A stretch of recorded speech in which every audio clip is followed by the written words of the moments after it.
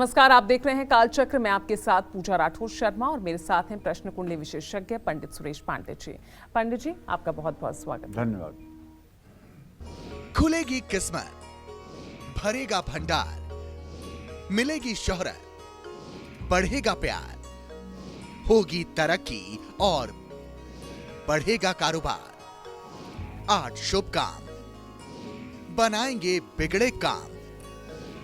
देखिए कालचक्र। तो चलिए अपनी महत्वपूर्ण चर्चा को शुरू करते हैं। तो पंडित जी, सबसे पहले बताइए, सुबह उठकर हमें सबसे पहला क्या काम करना चाहिए कि सुबह की शुरुआत भी शुभ हो तो अंत भी शुभ ही मिले?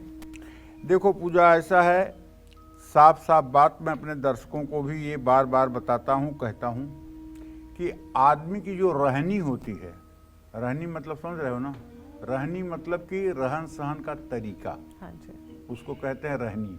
आदमी की जो रहनी होती है, ये आदमी के उत्थान पतन में दोनों में बहुत ही मतलब कि कारगर है जी। क्योंकि इतिहास, भूगोल, नागरिक शास्त्र, जीव विज्ञान, ये सब आपको स्कूलों में पढ़ाया जाता है, लेकिन रहनी आपको किसी स्कूल में नहीं पढ़ाई जाती है। बिल्कुल। रहनी या तो आप समाज में सीखते हैं, या तो अपने परिवार में सीखते हैं, या माता पिता से सीखते हैं, या किसी अपने आदर्श से सीखते हैं। मतलब आपकी दिनचर्या कैसी होनी चाहिए। तो जब हम प्रातः काल सो करके उठते हैं, सबसे पहला काम हमें क्या करना चाहिए? सबसे पहला काम हमें करना चाहिए कि सुबह उठते ही अपने दोनों हाथों को ऐसे रगड़ करके और दोनों हाथ की हथेलियों को देखना चाहिए। और एक मंत्र है, अगर इसको हमारे सभी दर्शक याद कर लेंगे तो मेरे ऊपर बड़ी कृपा करेंगे। कराग्रे वस्ते लक्ष्मी, कर मध्य तू सरस्वती, कर मूले तू गोविंदम, प्रभाते कर दर्शनम। कर आग्रे वस्ते लक्ष्मी, हाथ के ऊपरी पूर्व में लक्ष्मी का वास है। कर मध्य तू सरस्वती, और हाथ के मध्य में सरस्वती का वास है। कर मूले तू गोविंदम, और जहाँ ये मतलब कि हथेली जुड़ती है, यहाँ गोविंद श्री कृष्ण का वास है। ऐसा ध्यान करके देखते हुए जो लोग अपने दिनचर्या की शुरुआत करते हैं, आप विश्वास करिए उनके जिंदगी में हर समय असंभव से असंभव कार्य भी संभव हो सकता है। कुछ पलों तक देखकर चेहरे पर 3-4 बार हाथ को फेरना चाहिए, और धर्म ग्रंथों के अनुसार हथेली के अग्र भाग में माँ लक्ष्मी का भाग, मध्य भाग में माँ सरस्वती का भाग, और मूल भाग में गोविंदम भगवान श्री हरि विष्णु का वास माना जाता है। इसलिए रोज सुबह उठते ही अपने हथेलियों को देखने से भाग्य चमक उठता है, इसमें कोई दो राय नहीं। और आप ये काम नहीं कर पाते हैं जिसमें ना कोई पैसा लगता है, ना कोई समय लगता है, ना कोई विधान लगता है। कितना ज्यादा आप अपने जीवन से लापरवाह हैं, जरा सोच कर देखिएगा। अपने हृदय पर हाथ रख के सोचिएगा, क्या आप ये उपाय करते हैं? अगर करते हैं तो आपका जीवन सुखमय होगा, ये मैं दावे के साथ कह सकता हूं। अगर नहीं करते हैं तो आपको संकल्प लेकर के आज से करना चाहिए। रोज सुबह बिस्तर पर से उतरते समय पहले तो आप अपना स्वर देखिए कि बाईं नाक से श्वास चल रहा है कि दाहिनी नाक से श्वास चल रहा है। बेड से पैर उतारने के पहले देख लीजिए, हाँ, बाईं नाक से अगर स्वर चल रहा है तो बाएं हाथ से पृथ्वी का स्पर्श करके माथे पर लगाइए और बायां पैर जमीन पर उतार करके खड़े हो जाइए। और अगर दाहिने नाक से स्वर चल रहा है तो दाहिने हाथ से पृथ्वी का स्पर्श करिए और दाहिना पैर उतार करके जमीन पर खड़े हो जाइए। अगर ये 2 नियम आपने अपना लिया तो इसका मतलब कि आपका जीवन प्रकृति के अनुकूल हो गया। आधी समस्या तो आपकी गई। कोई पूजा पाठ नहीं है इसमें, कोई कर्मकांड नहीं है इसमें, कोई पैसा नहीं लग रहा है, कोई ज्यादा समय नहीं लग रहा है, केवल आपको व्यवस्थित होना है। व्यवस्थित होने में कुछ लग नहीं रहा है, लेकिन मिल बहुत कुछ रहा है। तो क्या मैं विश्वास करूं कि कल से आप भी अपने जीवन में इस तरह से परिवर्तन लाएंगे? आप अपने आगामी पीढ़ियों को ये बात बताएंगे कि ऐसे ऐसे करना चाहिए। जब आप एक साथ पूरे परिवार के साथ बैठें तो दुनियादारी की चर्चा, दुनिया की शिकायत, दुनिया की प्रशंसा, दुनिया की आलोचना करने की जगह इस तरह से धर्म के ज्ञान की बातें आपस में अगर आदान प्रदान करें तो कितना अच्छा होगा।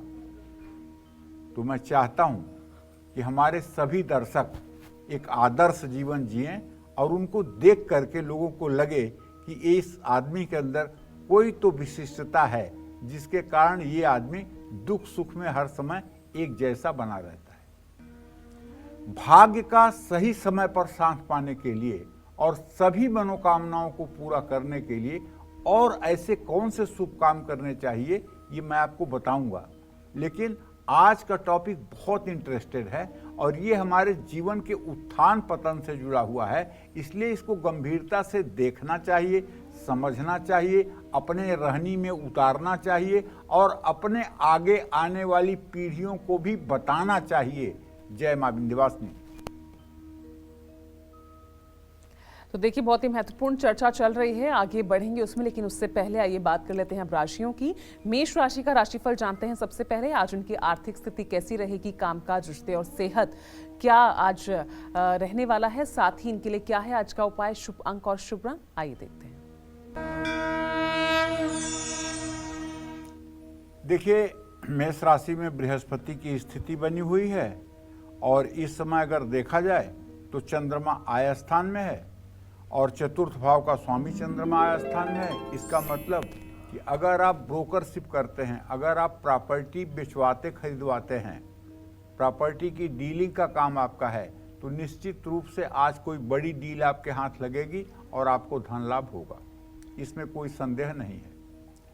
अगर आप नौकरी करते हैं तो ऑफिस में कुछ और नया एडिशन वर्क आपको मिल सकता है, कुछ नई जिम्मेदारियां आपको मिल सकती हैं। अगर आज आप थोड़ा सा पेशेंस रखें, आधी बात सुनकर लोगों का जवाब न देना शुरू करें और पेशेंस के साथ किसी को सुन करके तब फैसला लें, तो बिगड़े रिश्ते भी सुधर जाएंगे, इसमें कोई दो राय नहीं। हाँ, हो सकता है कि दिन में 2-3 बजे के बाद सिर दर्द आपको परेशान करे। वाहन चलाते समय आप ज़्यादा सतर्क रहें। भगवान गणेश को दुर्वांकुर और लड्डू अर्पित करें। शुभ अंक आपके लिए 5 है, शुभ रंग आपके लिए नारंगी है। जय मां विंध्यवासिनी।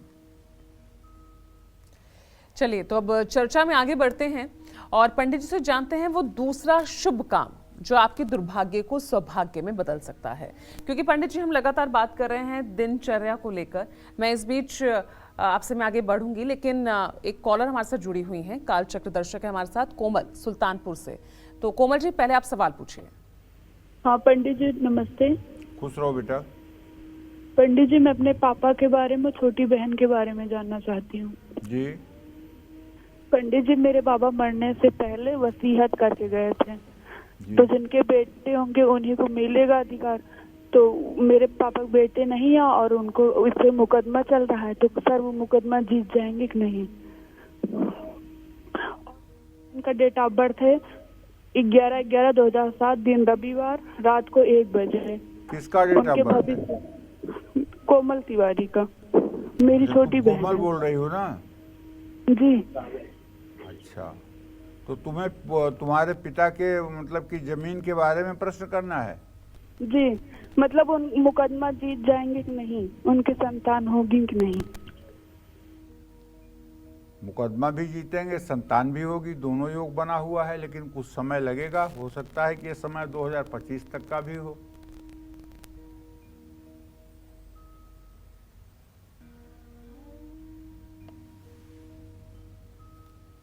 चलिए, अब जान लेते हैं पंडित जी से वो दूसरा शुभ काम जो आपके दुर्भाग्य को सौभाग्य में बदल सकता है। तो बताइए पंडित जी, पहला काम आपने बता दिया है, अब दूसरा कौन सा वो शुभ काम होगा हमारी उस दिनचर्या में?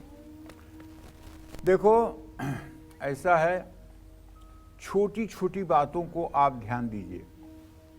जैसे जब आप भोजन करने के लिए बैठते हैं तो आपको पहली रोटी गाय को खिलानी चाहिए।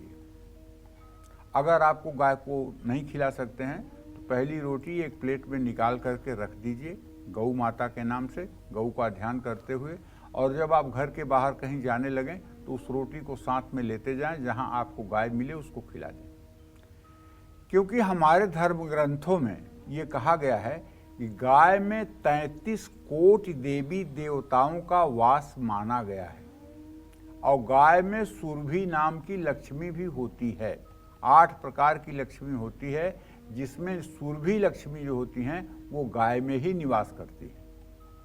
अगर हर रोज गाय को रोटी खिलाई जाए तो इससे सभी देवी देवता प्रसन्न होते हैं, पितर प्रसन्न होते हैं और सभी मनोकामना पूरी करते हैं। जानते हैं, चाहे जितना बड़ा दुर्भाग्य आपके ऊपर डेरा डाले हुए हो, चाहे जितनी अनहोनी घटनाएं घर में हो रही हों, चाहे जितना अपशकुन हो रहा हो, आप अपने दरवाजे के सामने रविवार को हल्का गुनगुना पानी से गाय को नहला दीजिए। अपने दरवाजे पर गाय को स्नान करवा दीजिए और स्नान करवाने के बाद उसको गुड़ रोटी या भात उसमें गुड़ डाल करके पका करके और आप खिला दीजिए।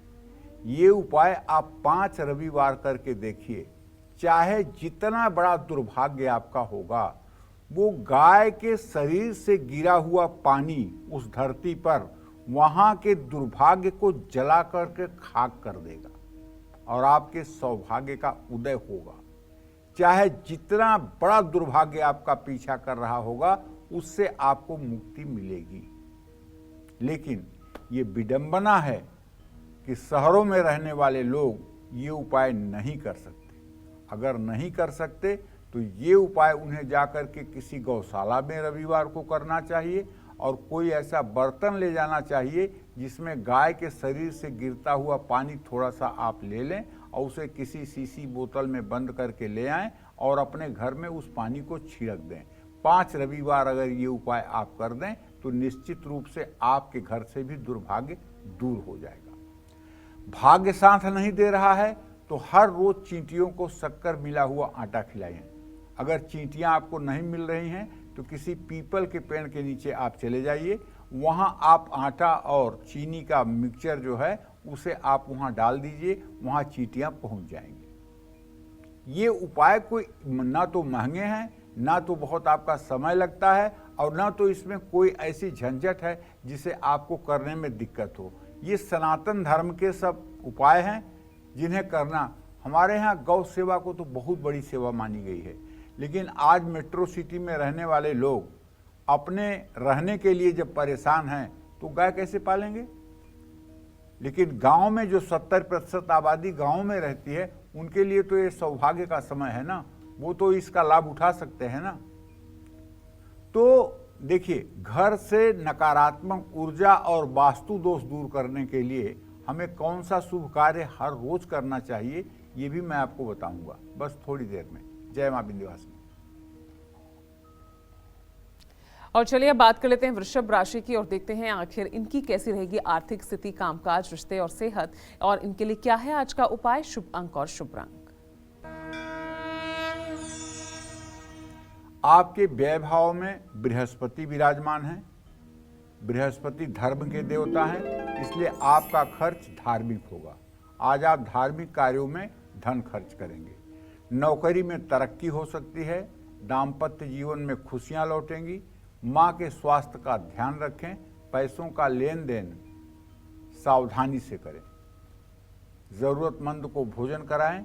शुभ अंक आपके लिए 3 है। शुभ रंग आपके लिए भूरा है। जय मां विंध्यवासिनी।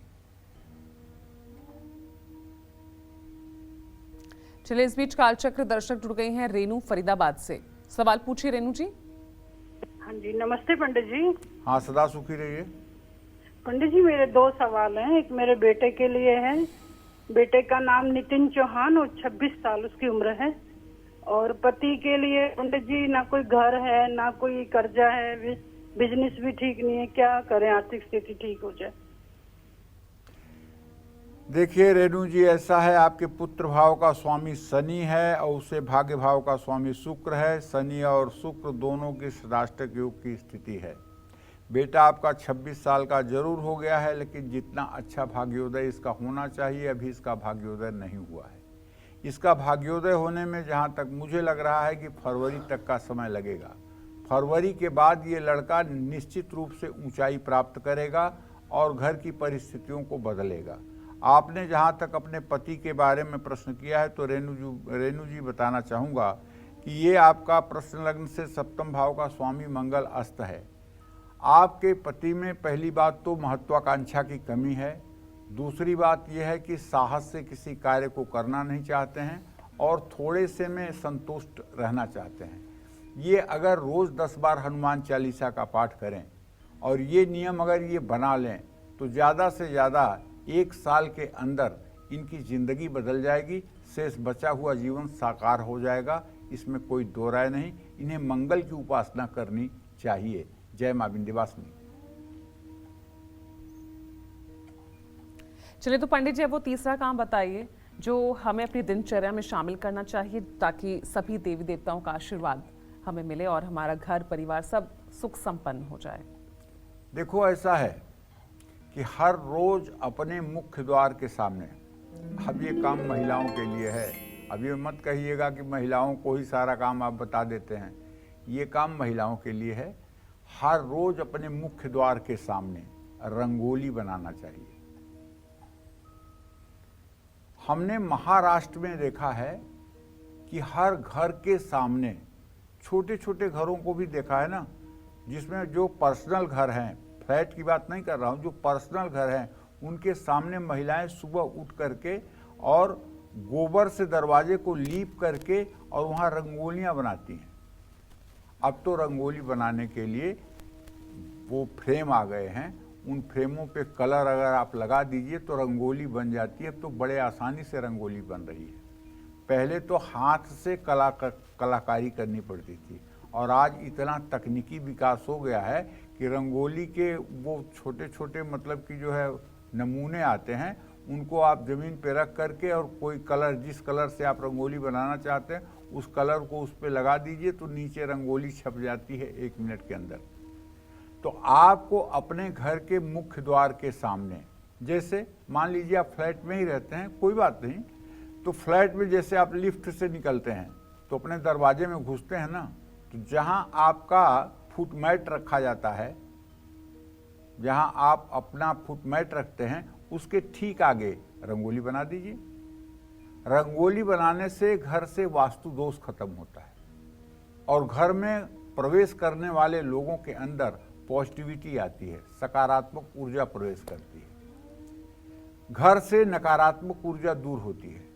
रंगोली बनाने से देवी देवताओं का आशीर्वाद भी प्राप्त होता है। और एक बात बहुत अच्छी तरह से जान लीजिए, first impression is last impression.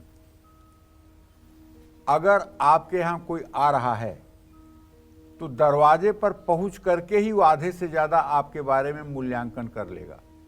आपकी नेम प्लेट कैसी लगी हुई है, आपके बिजली के जो बोर्ड हैं वो साफ सुथरे हैं कि गंदे हैं, बोर्ड पर बटन अच्छी है कि टूटी फूटी हुई है, बेल आपकी ठीक आवाज़ करती है कि नहीं करती है, दरवाजे आपके कैसे हैं, कहीं धूल भरे हुए दरवाजे तो नहीं हैं, कहीं गेट आपका गंदा तो नहीं है, कहीं आपके दरवाजे के ठीक सामने कूड़े तो नहीं रखे हुए हैं, कहीं वहाँ कूड़ों का भंडार तो नहीं है, अव्यवस्थित व्यवस्था तो नहीं है। ये सब चीज़ों को देख करके बुद्धिमान सामने वाले के बारे में बहुत कुछ आकलन कर लेते हैं। इसलिए हमें छोटे छोटे बिंदुओं पर भी ध्यान दे करके और हर जगह हमें सतर्कता बरतनी चाहिए। घर में जितने सदस्य हों, केवल एक आदमी की गारंटी नहीं है कि घर को साफ सुथरा रखे। घर के प्रत्येक, यहाँ तक कि छोटे बच्चों को भी सिखाइए कि अगर वो चॉकलेट खा रहे हैं तो उसका रैपर डस्टबिन में डालें। अगर वो आइसक्रीम खा रहे हैं तो आइसक्रीम की जो लकड़ी है उसको ले जाके वो डस्टबिन में डालें। बचपन से ही ये बच्चों को सिखाइए, दुलार में नहीं कि आपने हाथ में ले लिया और आपने ले जाके डाल दिया। आप उनको सिखाइए, क्योंकि आज का जो बच्चा है कल का वो प्रबुद्ध नागरिक होगा। उसे बचपन से ही अगर आप शिक्षा देंगे तब वो आगे चल कर के अपने जीवन में अनुशासित रहेगा। तो मैं यही चाहता हूँ कि आप अपने तो अच्छा कार्य करें ही, साथ ही अपनी आगे आने वाली पीढ़ी को संस्कारित करने का कोई प्रयास न छोड़ें। अगर आप पूजा करने के लिए खड़े होते हैं 2 मिनट के लिए बच्चों को भी खड़ा करिए, उनसे भी कहिए। अगर कुछ नहीं कर सकते हैं तो हाथ जोड़कर कहें, हे भगवान मुझे बुद्धि दो, हे भगवान मुझे बुद्धि दो, हे भगवान मुझे बुद्धि दो। ज्यादा नहीं कर सकते तो इतना कहवा दीजिए। और कुछ माता पिता तो इतने जागरूक हैं, कभी कभी मैं देखता हूँ एक वीडियो मथुरा से वृंदावन से आता है प्रेमानंद जी महाराज का, उसमें छोटी छोटी लड़कियां, छोटे छोटे लड़के इतना बढ़िया कविता पाठ करते हैं, इतना बढ़िया संस्कृत बोलते हैं, इतना बढ़िया कृष्ण और राधा की स्तुति करते हैं कि सुन करके दिल मुग्ध हो जाता है। मन कहता है जैसे सरस्वती आकर इनमें बैठ गई है। वो पल मतलब कि अविस्मरणीय हो जाते हैं। तो इसमें उन बच्चों की महानता कम, उनके माता पिता की महानता ज्यादा है, जिन्होंने उनको सिखाने का प्रयास किया है। और आज 40 साल की महिलाएं मुझसे मिलती हैं, 50 साल की महिलाएं मिलती हैं। जब उन्हें बताता हूं कि ये काम शुक्ल पक्ष में करना है, ये काम कृष्ण पक्ष में करना है, तो कहती हैं शुक्ल पक्ष क्या होता है पंडित जी, कृष्ण पक्ष क्या होता है पंडित जी। तब मन कहता है अपने हाथ से अपना सर पूंछ लूं कि मैं तो हूं सनातन धर्मी, मैं तो रहता हूं हिंदुस्तान में, ये भी रहती है हिंदुस्तान में, इसे पता नहीं है शुक्ल पक्ष क्या होता है, कृष्ण पक्ष क्या होता है। और अगर पूछो कि 12 महीने के हिंदी में नाम बता दो, नहीं आता है। कितना हम पतित हो रहे हैं जरा सोचो। हम अपनी संस्कृति को भूलते जा रहे हैं। 12 महीने हमारे कौन कौन से होते हैं ये हम भूलते जा रहे हैं। शुक्ल पक्ष कृष्ण पक्ष क्या होता है ये हम भूलते जा रहे हैं। क्या मैसेज देंगे कल हम बच्चों को?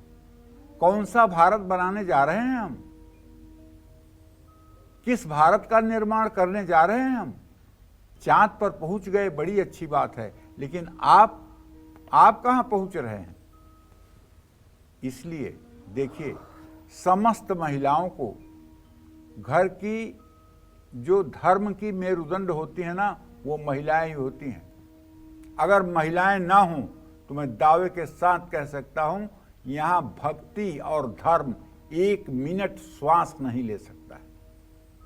क्योंकि इन्हीं महिलाओं के द्वारा मंदिरों का, साधु संतों का, भक्तों का, सबका पोषण होता है। और समय समय पर ये महिलाएं खुद दुखी रह करके कठिन से कठिन व्रतों को करती हैं और उनका निर्वाह करती हैं। इसलिए ये इस सृष्टि की मेरुदंड हैं, इनका सदैव सम्मान होना चाहिए। और जिन घरों में स्त्रियों का सम्मान नहीं होता है, जिन घरों में स्त्रियां अपमानित की जाती हैं, जिस घरों में स्त्रियों के साथ दुर्भाव किया जाता है, उस घर में कभी सुख शांति नहीं रह सकती है, चाहे उसके लिए देवता ही आकर के प्रयास करें। कुछ दिन आप सुखी रह लीजिए, लेकिन प्रकृति का ऐसा झापड़ पड़ेगा, भगवान की ऐसी लाठी पड़ेगी, उसमें आवाज नहीं होगा और आप कराह नहीं पाएंगे और उन दुखों से आपकी जिंदगी नारकीय हो जाएगी। इसलिए घर की हर महिला का सम्मान होना चाहिए। जय मां विंध्यवासिनी।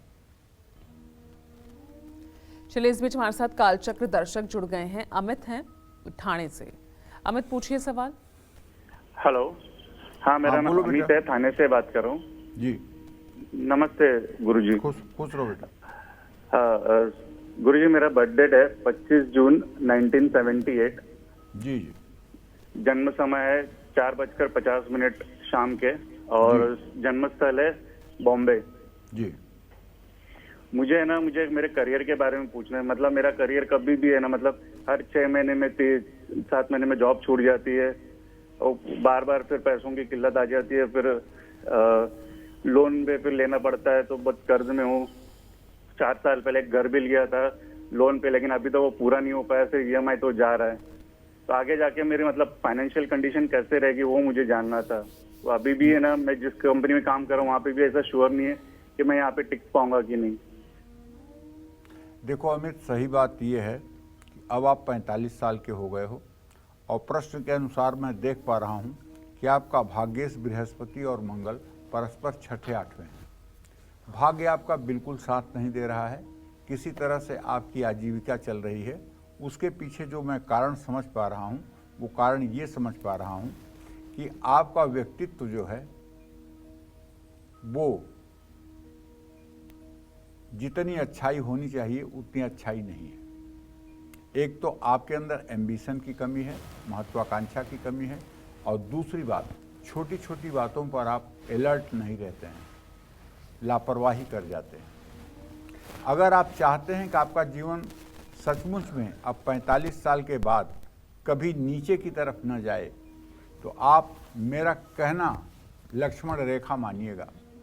आप रोज सुबह 4 साढ़े 4 बजे सोकर उठ जाइए, स्नान करके नित्य क्रिया से निवृत्त होकर के, और आप अपने घर के पूजा स्थान में बैठ करके श्री सूक्तम के 16 मंत्रों का 16 बार पाठ करिए। और हो सके तो अपने पत्नी से भी कहिए कि वो भी श्री सूक्तम और कनक धारा स्त्रोत का सुबह शाम पाठ करें, महालक्ष्मी की पूजा करें, और घर में सुबह शाम घी का दिया जरूर जलवाइए। अगर ये उपाय आपने 3 वर्षों तक लगातार कर लिया तो आप विश्वास करिए, इस तरह से उदासी का प्रश्न करने का आपको जीवन में मौका नहीं मिलेगा, बल्कि भाग्य आपका हर समय सहायक होगा। लक्ष्मी की कृपा आपके घर पर रहेगी और आपका स्वयं का व्यक्तित्व जो निखरेगा, उसे देखकर आप आश्चर्यचकित हो जाएंगे। जय मां विंध्यवासिनी। और आइए अब जान लेते हैं मिथुन राशि का राशिफल और देखते हैं आज उनका पूरा दिन कैसा रहेगा। देखिए, मिथुन राशि से चतुर्थ भाव में नीच का शुक्र बैठा हुआ है, लेकिन अच्छी बात क्या मुझे दिखाई दे रही है कि दसम भाव का स्वामी एकादश भाव में बृहस्पति है। अगर आप नया कारोबार कोई किए हैं तो उसमें तो तेजी आएगी, ये एकदम ध्रुव सत्य है।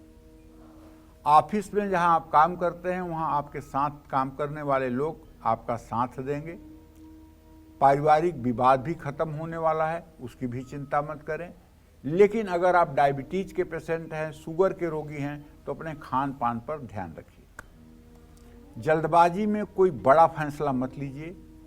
हो सके तो माँ लक्ष्मी को एक कमल का फूल चढ़ाइए। शुभ अंक आपके लिए 7 है, शुभ रंग आपके लिए सफेद है। जय मां विंध्यवासिनी। और आइए मिथुन राशि के बाद अब जान लेते हैं कर्क राशि का राशिफल और देखते हैं इनका पूरा दिन कैसा रहेगा।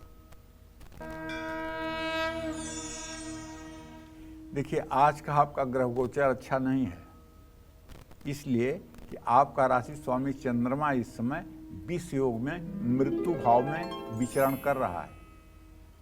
अगर आपने साझेदारी की है तो सावधान हो जाइएगा। आज साझेदारी में नुकसान का सामना आपको करना पड़ेगा।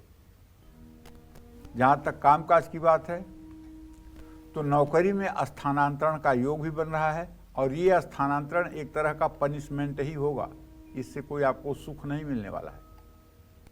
बच्चों से शुभ समाचार मिलेगा, ये अच्छी बात है। और पाचन से संबंधित कुछ परेशानी हो सकती है। कोई हस्ताक्षर जल्दबाजी में या किसी के दबाव में आकर आपको नहीं करना चाहिए। बहते हुए जल में काले तिल प्रवाहित करना चाहिए। शुभ अंक आपके लिए 1 है, शुभ रंग आपके लिए गुलाबी है। जय मां विंध्यवासिनी।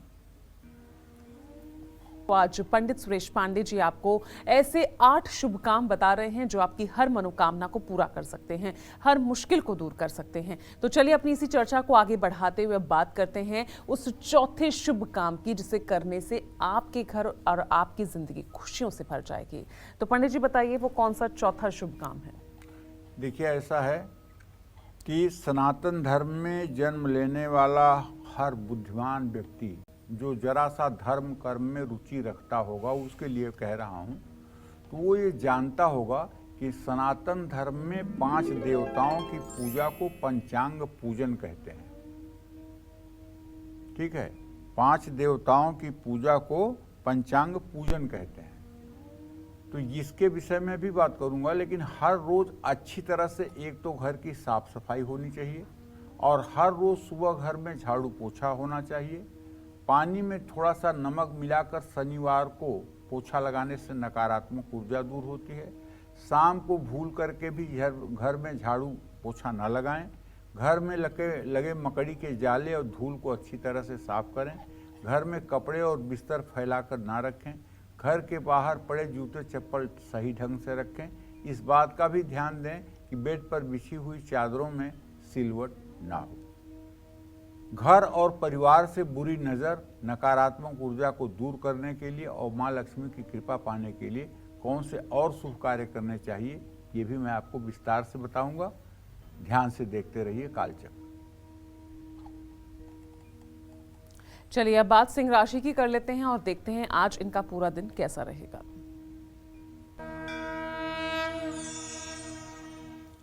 देखिए, सिंह राशि के जातकों को बताना चाहूँगा कि आपका राशि स्वामी सूर्य इस समय चतुर्थ भाव में वृश्चिक राशि में 5 अंश 21 कला पर गोचर कर रहा है। ऐसे में अगर आप जल्दबाजी में पैसे का लेन देन या किसी के दबाव में आकर के पैसे का लेन देन करेंगे तो पक्का है कि धन हानि होगी और आप ठगे जाएंगे। बिल्कुल आपका मन मस्तिष्क एलाऊ करे वही काम करिए।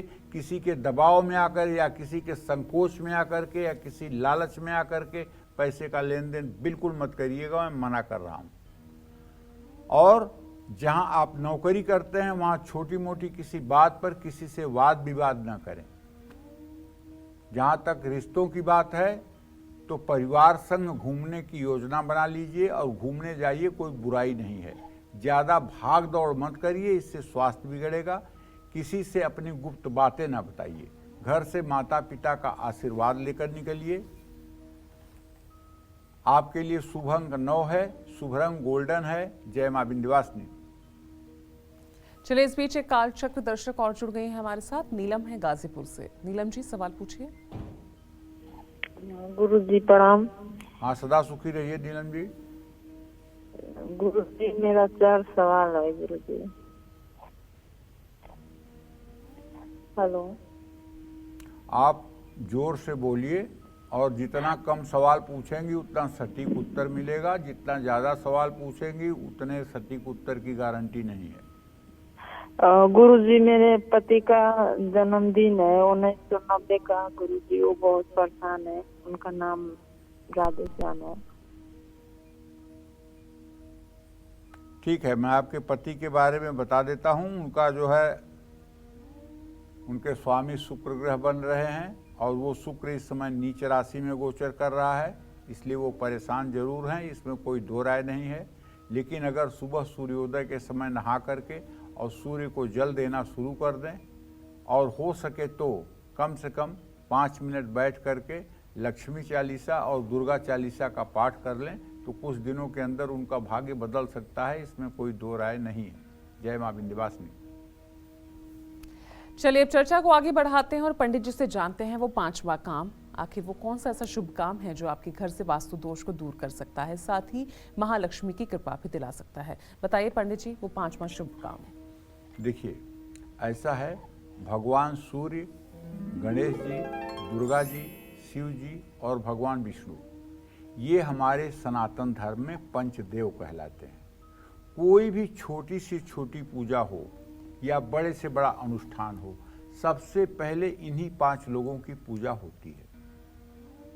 ठीक है, चलिए, अगर आपको पूजा करने का समय नहीं है, आप कहते हैं कि मेरी जिंदगी इतनी बिजी है, मैं कहाँ पूजा करूंगा, या आप विद्यार्थी हैं, आपको पढ़ना भी तो एक साधना है ना भाई। अगर आप पूजा नहीं करते तो कोई बात नहीं, लेकिन आप पढ़ाई तो कर रहे हैं ना, ये भी तो सरस्वती की साधना है ना, आपको पूजा का ही फल मिलेगा। अगर आप प्रसन्नता पूर्वक विद्या अध्ययन कर रहे हैं तो आपको पूजा करने का ही फल मिलेगा। उसके लिए हम आपको बताते हैं कि एक स्तोत्र रत्नाकर नाम की किताब है, उसको आप खरीद लीजिए। ये गीता प्रेस की किताब है और उसमें पहले गणेश जी का सुबह ध्यान कर लीजिए, बेड पर ही बैठे बैठे कर लीजिए। प्रातः स्मरामि गणनाथ मनाथ बंधुम सिंदूर पूर परिपूरित गंड युग्मम उद्दंड विघ्न परिखंडन चंड दंड माखंडलादि सुरनायक वृंद वंद्यम गणाधिपतये नमः। गणेश जी का ध्यान करते हुए हाथ जोड़ लीजिए। अब दूसरे पे दुर्गा जी का ध्यान करिए। विद्युद्धाम समप्रभाम मृगपति अस्कंध स्थिताम भीषणाम कन्याभि करवाल खेता विराज सेविताम हस्तै चक्र गदास खेत विस्कंद चापम गुणम तर्जनिम बिभ्राणाम मनलात्काम सधराम दुर्गा त्रिनेत्राम भजे। दुर्गा जी का ध्यान हो गया। अब किसका ध्यान करना है? भगवान विष्णु का। प्रातर्स्मरामि भवभीति महाति शांत्यै नारायणं गरुणवाहन अब्जनाभं ग्राहाभिभूति वरवारण मुक्ति हेतुम चक्रायुधम तरुणवारिज पत्र नेत्रम ओम नमो भगवते वासुदेवाय विष्णवे नमः। अब भगवान शिव का ध्यान कर लीजिए। प्रातर्स्मरामि भवभीतिहरं सुरेशं गंगाधरं वृषभवाहनम् अम्बिकेशं खड्वांग वरदाभयहस्तमीशं संसार रोगहरमौषधम द्वितीयम्। ओम नमः शिवाय। अब आप ध्यान कर लीजिए सूर्य का। जपा कुसुम संकाशम काश्यपेयम महाद्युतिम तमोवरिम स्वरूपापघ्नम प्रणतोस्मि दिवाकरः सूर्याय नमः। तो आप पूजा नहीं किए, नहाने के बाद हाथ जोड़ करके इन 5 मंत्रों को 5 मिनट में आपने बोल लिया, आपको पंचदेव की पूजा करने का पूरा फल मिल गया। अगर आपके पास समय है तो इन पंचदेवों की पूजा करें। अगर आपके पास समयाभाव है, आप विद्यार्थी हैं, तो आप पढ़ने जब बैठें तो इन पंचदेवों को प्रणाम करके और इनसे ये अनुमति लेकर के कि अब मैं विद्या अध्ययन शुरू कर रहा हूँ, आप लोगों की कृपा से सारी चीज़ें हमें कंठस्थ होनी चाहिए। घर के पूजा स्थान में रखी मूर्तियां आपके घर में नकारात्मक ऊर्जा को दूर करती हैं। अगर रोज पूजा नहीं करते हैं तो इससे घर में वास्तु दोष बढ़ता है, माँ लक्ष्मी रूठती हैं। शास्त्रों के अनुसार पूजा स्थान में सुबह शाम घी का एक दिया और धूप जरूर जलना चाहिए। जिन घरों में पूजा पाठ अच्छे से होती है उन घरों में सदैव लक्ष्मी का वास रहता है। लेकिन एक बात अपने सभी दर्शकों से कहना चाहूँगा, देखिए धार्मिक चीजें छिपाई जाती हैं, छपाई नहीं जाती हैं। आप चाहे जितना बढ़िया मंदिर बनाए हैं और चाहे जितना देवी देवताओं की व्यवस्थित पूजा करते हैं, लेकिन आपके घर में कोई भी अतिथि आए तो आप अपने मंदिर में उसे लेकर मत जाएं और मंदिर ना दिखाएं। मंदिर आपका और भगवान का विषय है। हाँ, अगर कोई ज्ञानी व्यक्ति जिसने वेदों का, शास्त्रों का, पुराणों का अध्ययन किया है, जिसने पूरी जीवन अपनी साधना में लगाई है, ऐसे किसी व्यक्ति को यदि आप जानते हैं तो उसका आप पूजा रूम में प्रवेश करा सकते हैं। वो वहाँ जा कर के आपको सद्मार्ग बता सकता है और उससे कुछ आपका कल्याण हो सकता है। लेकिन जो आपकी तरह सांसारिक व्यक्ति है वो वहाँ जा करके रायचंद बन करके आपको उपदेश देने लगेगा, अरे ये शिवलिंग नहीं रखा जाता है, घर में तो वहाँ महाकाली का चित्र नहीं रखा जाता है, घर में तो ये शंख नहीं रखी जाती है, घर में तो बत्ती नहीं जलाई जाती। इस तरह से वो रायचंद राय देंगे और आपका दिमाग भ्रष्ट करेंगे। इसलिए पूजा स्थान तक किसी को मत ले जाइए, ये मेरा कहना है, क्योंकि ये आपका व्यक्तिगत कार्य है। इसको अगर आपने दिखा दिया लोगों को तो आपका पुण्य खत्म हो गया। आजकल क्या हो रहा है, भंडारा कोई करवा रहा है तो पहले बोर्ड लग जाएगा कि शनि मंदिर में 1000 लोगों के लिए भंडारे का आयोजन किया गया है, सौजन्य से राकेश कुमार। अभी पढ़ लिया 5000 लोगों ने, खिलाया 1000 लोगों को, तो अविनाशी बैंक में जमा होकर सब खत्म हो गया। तो इसलिए अगर आप भंडारा कराते हैं, आपसे कोई पूछे भी कि आपने भंडारा कराया क्या, अरे नहीं भैया हम अपने खाने के लिए मर रहे हैं, हम कहाँ से भंडारा कराएंगे। तो आप भंडारे में तो थे, हाँ वहाँ सेवा में मैं था, वहाँ मैं सेवा कर रहा था, भंडारा किसी ने किया होगा, मैं सेवा कर रहा था। इस तरह से अगर आप विनम्र भाव से जीवन जिएंगे तब आपके अविनाशी बैंक में आपका धर्म जमा होगा, जो आपके अगले जन्म और इस जन्म में भी काम आएगा। जय मां विंध्यवासिनी। चलिए अब बात कन्या राशि की कर लेते हैं और देखते हैं कैसा रहेगा आज का इनका पूरा दिन।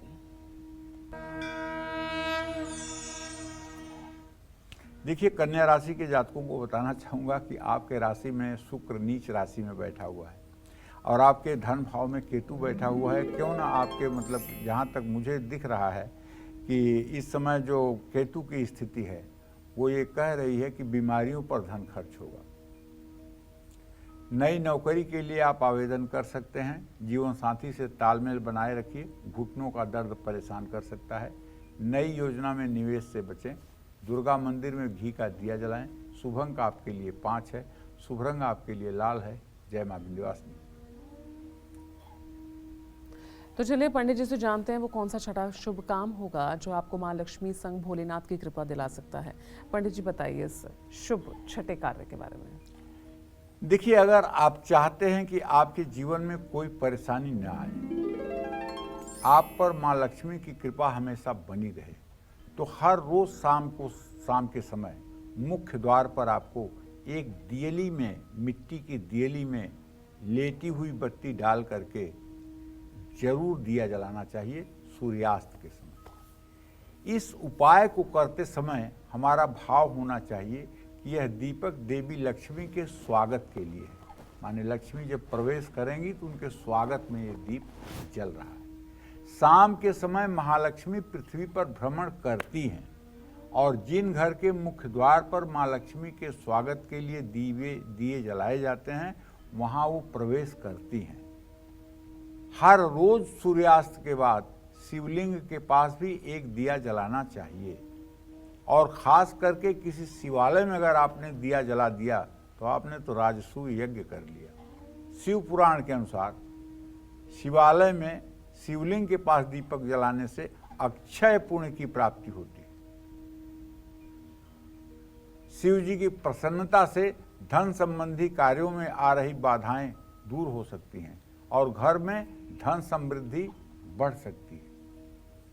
अगर आपके परिवार में बीमारियों ने अपना डेरा जमा रखा है, परिवार का कोई न कोई सदस्य हर वक्त बीमार रहता है, तो ऐसे में आपको हर रोज कौन से शुभ काम जरूर करने चाहिए जिनसे इन परेशानियों से आपको निजात मिले, ये भी मैं आपको बताऊंगा बस थोड़ी देर में।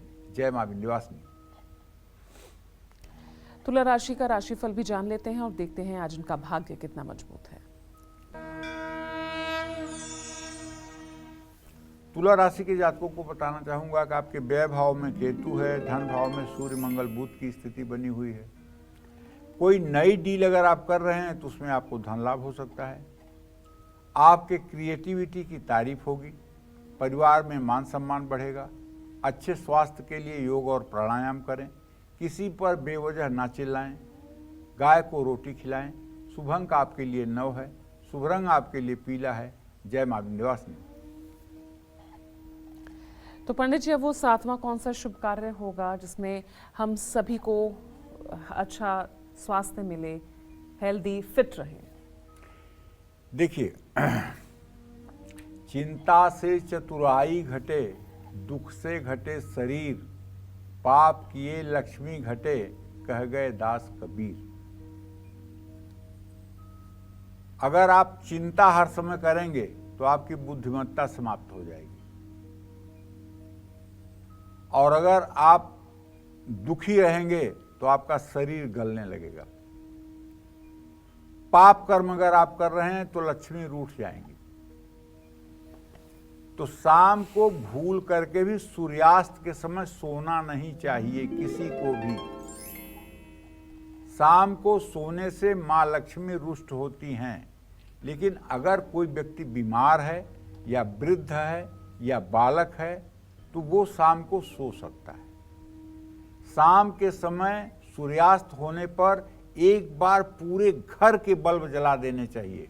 सारी जितनी भी लाइटें हैं उनको एक बार कुछ मिनट के लिए ऑन कर देना चाहिए। उसके बाद जहां ज़रूरत हो वहां की बत्ती आप ऑन रखें, जहां की ज़रूरत न हो वहां आप ऑफ भी कर सकते हैं। घर में अंधेरा सूर्यास्त के बाद नहीं रहना चाहिए। अगर ज़्यादा समय के लिए पूरे घर में रोशनी नहीं कर सकते हैं तो कुछ देर के लिए यह उपाय किया जा सकता है। अंधेरे से वास्तु दोष उत्पन्न होता है। शास्त्रों के अनुसार हमें संध्या काल में भोजन, सूर्यास्त के समय भोजन नहीं करना चाहिए। अगर भोजन कर रहे हैं तो या तो सूर्यास्त से पहले कर लीजिए या फिर सूर्यास्त के 1 घटी 24 मिनट बाद। और जो लोग सूर्यास्त के समय भोजन करते हैं उन्हें हर समय पेट से जुड़ी समस्या का सामना करना पड़ता है। तो ये बात भी ध्यान में रखने योग्य है। यदि बहुत ज़्यादा भूख लगी भी हो तो इस वक्त आप हल्का फुल्का नाश्ता या फल ले सकते हैं। हाँ, यदि कोई बुजुर्ग या बीमार है तो यह नियम उस पर लागू नहीं होता है। जय मां विंध्यवासिनी। अपने हर दिन को शुभ और सफल बनाने के लिए आपको कौन से आसान और अचूक उपाय करना चाहिए, ये भी मैं आपको बताऊंगा बस थोड़ी देर में। और आइए अब जल्दी से जान लेते हैं वृश्चिक राशि का राशि फल और कैसा रहेगा इनका पूरा दिन। आइए देखते हैं। तो वृश्चिक राशि है, तो वृश्चिक राशि में तो मंगल स्वगृही है और 10वें सूर्य के साथ है, 11वें बुध के साथ है। बट अच्छी बात है ना। तो शेयर मार्केट से आज आपको अच्छा रिटर्न मिलने वाला है। काम से जुड़ी यात्रा करनी पड़ सकती है। ज़्यादा गुस्सा रिश्ते बिगाड़ सकता है। स्किन से संबंधित एलर्जी हो सकती है, कोई समस्या हो सकती है। व्यर्थ के वाद विवाद से बचिए। पंछियों के लिए पानी की व्यवस्था करिए। शुभ अंक आपके लिए 2 है। शुभ रंग आपके लिए गोल्डन है। जय मां विंध्यवासिनी। चलिए अब बात कर लेते हैं धनु राशि की। क्या कहता है धनु राशि का राशिफल। धनु राशि के स्वामी बृहस्पति इस समय मेष राशि में पंचम भाव में गोचर कर रहे हैं, लेकिन व्यय भाव में जो 3 ग्रहों की स्थिति है इस बात का संकेत कर रही है कि व्यर्थ के खर्च से आज आपको बचना चाहिए और हो सके तो कहीं अपने पैसे को लगाना चाहिए। और अगर आप नौकरी करते हैं तो लापरवाही बिल्कुल मत करिएगा। ऑफिस में अपने काम पर ध्यान दीजिएगा। और पिता से यदि किसी बात पर अनबन है वो अब खत्म हो जाएगी। लेकिन यदि आप ब्लड प्रेशर के पेशेंट हैं तो भाई आप अपना ध्यान रखिए, ज़्यादा टेंशन लेने की कोशिश मत करिए। हाँ, उधार का लेन देन आज आपको नहीं करना चाहिए। भगवान गणेश को पीले फूलों की माला अर्पित करनी चाहिए। शुभ अंक आपके लिए 3 है। शुभ रंग आपके लिए पीला है। जय मां विंध्यवासिनी। आइए अब जानते हैं मकर राशि का राशिफल और देखते हैं आज इनका भाग्य कितना मजबूत है।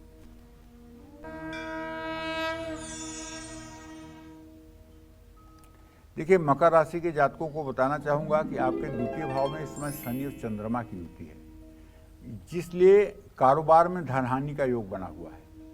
कार्यस्थल पर दिन अच्छा बीतेगा। ससुराल पक्ष से शुभ समाचार भी मिलेगा। खान पान अच्छा रखिए, इस तो स्वास्थ्य अच्छा रहेगा। चोट लगने की संभावना है, सावधानी बरतें। पानी में गंगा जल डालकर स्नान करें। शुभ अंक आपके लिए 4 है। शुभ रंग आपके लिए सफेद है। जय मां विंध्यवासिनी। चलिए अब जान लेते हैं कुंभ राशि का राशिफल और देखते हैं इनका राशिफल आज क्या कहता है। देखिए, कुंभ राशि में शनि चंद्रमा की स्थिति बनी हुई है। भाग्य स्थान में इस समय कोई ग्रह नहीं है और 10वें भाव में मंगल सूर्य बुध की युति बनी हुई है। किसी पुराने निवेश से आपको धन लाभ होने वाला है। नई नौकरी के लिए बुलावा आ सकता है। बिगड़े रिश्तों को शांति से सुलझाना चाहिए। मौसमी बीमारियों से खुद को बचाना चाहिए। ज़्यादा ऊंचाई वाली जगह पर जाने से बचना चाहिए। स्कूली बच्चों में शिक्षा से जुड़ा सामान बांटना चाहिए। शुभ अंक आपके लिए 7 है। शुभ रंग आपके लिए नारंगी है। जय मां विंध्यवासिनी। चलिए अब बात कर लेते हैं ईमेल कुंडली विजेता की। तो पंडित जी, आज के हमारे जो ईमेल कुंडली विजेता हैं नोएडा से हैं नरेंद्र सिन्हा। और पंडित जी, उन्होंने ईमेल के जरिए अपनी भांजी के भविष्य को लेकर जानना चाहा है। डिटेल्स मैंने आपको बता दी है। मुस्कान वर्मा इनका नाम है और 29 अगस्त 2006 इनका डेट ऑफ बर्थ है। टाइम इनका है दोपहर के 3:15 और प्लेस ऑफ बर्थ है इनका यूपी का नोएडा। 2 सवाल हैं पंडित जी इनका। पहला सवाल इनकी भांजी को लेकर है कि कुंडली में इसकी सरकारी नौकरी है या नहीं। दूसरा भविष्य को लेकर सवाल पूछ रहे हैं पंडित जी। देखो, ऐसा है, मुस्कान का जन्म धनु लग्न और तुला राशि में हुआ है। मुस्कान बहुत भाग्यशाली है। भाग्यशाली इस सेंस में है कि इसका भाग्येश, इसका लग्नेश बृहस्पति गजकेसरी योग बनाता हुआ एकादश भाव में है। इसके कुंडली के 5वें भाव का स्वामी मंगल और 9वें भाव का स्वामी सूर्य दोनों इसके भाग्य भाव में हैं और इसके 10वें भाव का स्वामी बुध सूर्य के साथ बुधादित्य योग बनाता हुआ धर्म कर्माधिपति योग बना रहा है। तो नौकरी तो इसके कदम चूमेगी और जिंदगी भर रानी महारानी बनकर के ऐश करेगी। कभी ना जिंदगी में इसे पैसे का अकाल होगा और ना कभी इसके सौभाग्य पर कोई आँच आएगा। निश्चित रूप से इसका जीवन बहुत अच्छा रहने वाला है, इसमें कोई दो राय नहीं है। अभी बृहस्पति की दशा में केतु की अंतर्दशा चल रही है। 18 जनवरी 2024 तक इसको थोड़ा सा अपने स्वास्थ्य को लेकर के सावधानी बरतनी चाहिए। बस आगे का दिन मंगलमय है। चलिए अपने इस स्पेशल सेगमेंट की शुरुआत करते हुए बात कर लेते हैं उन लोगों की जिनकी किस्मत और काम ऐन वक्त पर बिगड़ जाते हैं। ऐसे लोगों को अपने हर दिन को शुभ बनाने के लिए कौन से आसान और अचूक उपाय करने चाहिए, बताइए पंडित जी। देखिए, आप सभी दर्शकों को बताना चाहूँगा, कुंडली में स्थित सभी विपरीत ग्रहों के शुभ फल पाने के लिए हर रोज घर से निकलते समय अपने माता पिता और घर के बड़े बुजुर्गों के पैर छुएं और आशीर्वाद लें। हर काम में तरक्की और सफलता पाने के लिए सोमवार के दिन आईने में अपना चेहरा देखकर घर से बाहर निकलें। मंगलवार के दिन कुछ मीठा खाकर घर से बाहर निकलें। बुधवार के दिन धनिया के 2-3 पत्ते या दाने मुंह में डालकर निकलें। गुरुवार के दिन पीली सरसों के कुछ दाने मुंह में डालकर घर से बाहर जाएं। शुक्रवार के दिन दही और चीनी खाकर घर से बाहर जाएं। शनिवार के दिन थोड़ा सा घी और अदरक खाकर घर से बाहर जाएं। रविवार के दिन पान का पत्ता अपने पर्स में रखकर घर से बाहर जाएं। ये उपाय अगर आप 7 दिन का करना शुरू करेंगे तो सफलता आपके कदम चूमेगी। जहां आप जाएंगे वहीं से सफल होकर के शाम को वापस लौटेंगे। जय मां विंध्यवासिनी। और चलिए अब बात कर लेते हैं मीन राशि वालों की और देखते हैं इनका भाग्य कितना मजबूत रहेगा। देखिए, मीन राशि के जातकों को कहना चाहूंगा कि बड़े बुजुर्गों से धन लाभ का योग बना हुआ है। ऑफिस में अपने काम आपको स्वयं निपटाने चाहिए। आज पारिवारिक माहौल आपका बहुत खुशनुमा रहेगा। स्वास्थ्य से जुड़ी लापरवाही बिल्कुल ना करें। दूसरों के मामले में बिल्कुल दखल ना दें। घर में तुलसी का पौधा लगाएं। शुभ अंक आपके लिए 5 है। शुभ रंग आपके लिए नीला है। जय मां विंध्यवासिनी। पंडित जी, आज हमारे दर्शकों को इतनी महत्वपूर्ण जानकारी देने के लिए बहुत बहुत शुक्रिया आपका। धन्यवाद। तो उम्मीद करते हैं आपको आज का हमारा ये विषय बेहद पसंद आया होगा। कल फिर एक नए विषय और आपकी परेशानियों को दूर करने के लिए ढेरों उपाय लेकर आएंगे हम पंडित सुरेश पांडे जी के साथ। तब तक के लिए कालचक्र की पूरी टीम को इजाजत दीजिएगा। नमस्कार।